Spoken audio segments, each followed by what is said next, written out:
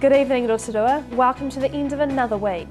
In your news tonight, name suppression has been lifted for a Rotorua man alleged to have posed as a police officer. Rotorua lawyer Annette Sykes says the Marine and Coastal Area Bill should be referred to the Waitangi Tribunal. And in sport, Rotorua rally driver Dean Sumner is still coming down to earth after his win. Now to tonight's stories. A Bay of Plenty man who was convicted of illegally selling fish to several licensed premises in Rotorua has been sentenced to 9 months home detention and ordered to carry out 200 hours of community work. Norman Evan Reid, a 57-year-old unemployed man, was convicted of catching a variety of seafood, including snapper, crayfish, mussels and eels. Ministry of Fisheries Field Operations Manager Brendan Mickelson says fishery officers observed Reid selling fish and other seafood both inside the licensed premises and car parks. Name suppression has been lifted for a Rotorua man alleged to have posed as a police officer. Campbell Christensen Knight is accused of twice trying to offer to disclose information about a police investigation in return for $4,000. In the Rotorua District Court, Judge Connolly said there is no reason to have kept the 37-year-old's name secret. He's been remanded in custody to reappear on September 29th, where he's expected to enter a plea.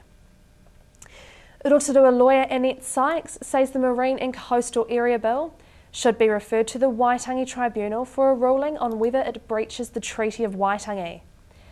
Ms Sykes says to be the replacement Māori want for the Foreshore and Seabed Act, the bill needs to be consistent with the treaty, the Bill of Rights and the United Nations Declaration of the Rights of Indigenous People.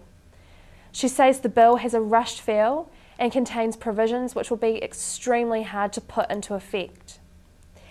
The Bay of Plenty Regional Council resource consent application for the Okere Falls control gates and the Ohau Channel weir structures at Lake Rotoiti and Lake Rotorua is open. The application includes a proposed change in the operating levels of Lake Rotoiti and information regarding to dam the Ohau Channel at the outlet of Lake Rotorua and the outlet of Lake Rotoiti. The application documents, including an assessment of environmental effects, can be viewed at the Bay of Plenty Regional Council's Rotorua office.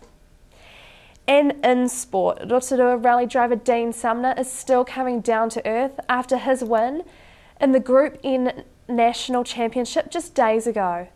The Mitsubishi driver kept his cool, finishing every round in the top 3. From the first round in Otago, Sumner led the championship, and he puts this year's success down to great teamwork and excellent people helping him out. Sumner added that Rotorua's motor racing future looked bright, referring to Sloane Cox, who took out the junior drivers section. Weather for Rotorua and surrounding areas tonight. Gale with northwest later, a low of 6. Tomorrow Saturday, morning showers, possibly thundery, strong northwesterlies, a high of 12 and a low of 4. And long range through to Sunday, rain, easing to showers, strong with gusty westerlies, a high of 15, a low of 8. In marine forecast for Lake Rotorua tomorrow Saturday, westerly 25 knots gusting to 40 knots with metre waves. Showers, some heavy with thundery falls at first, poor visibility at times. Don't forget Rotorua, if you missed any of tonight's bulletin or if you want to see what's happening across the weekend ahead, head to tvrotorua.co.nz. Stay with us after the break. Steve talks football with Nicola Demain. Don and Bruce tell us about dinghies on display and what's on this weekend. Find out right after this break.